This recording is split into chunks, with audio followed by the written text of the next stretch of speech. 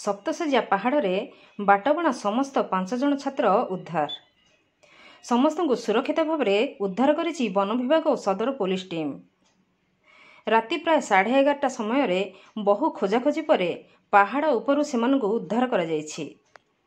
गतकाली कटकरू ढेंकानाळर पर्यटनस्थली सप्तशଯ୍या को बुलिबाकू आसिथिले सेमाने। भोजीभात करी खाई सारिबा परे सप्तशଯ୍या पहाड़ उपरकू चढ़ीथिले एही 5 जण छात्र, किंतु प्रबल वर्षा हेबा परे पहाड़ उपरे सेमाने रही जाइथिले। सेठारे काहार भी फोन लागु न थाए। संध्या होई जिबारु आ बाट न पाई फेरी पारि नथिले सेमाने।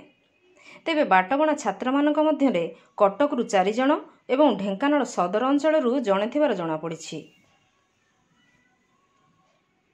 खबर पाइबा परे गतकाली संध्यारू ढेंकानाळ वन विभाग 3टी टीम और सदर थाना पुलिस पक्षरू खोजाखोजी जारी रहिथिला। एही छात्र मान हेले अरखित महापात्र, शुभम महापात्र, हिमांशु दास, सुजित दास एवं लकी दास। उद्धार पर सेमानकर स्वास्थ्य परीक्षा पई ढेंकानाळ मुख्य हॉस्पिटल को निया जायथिला।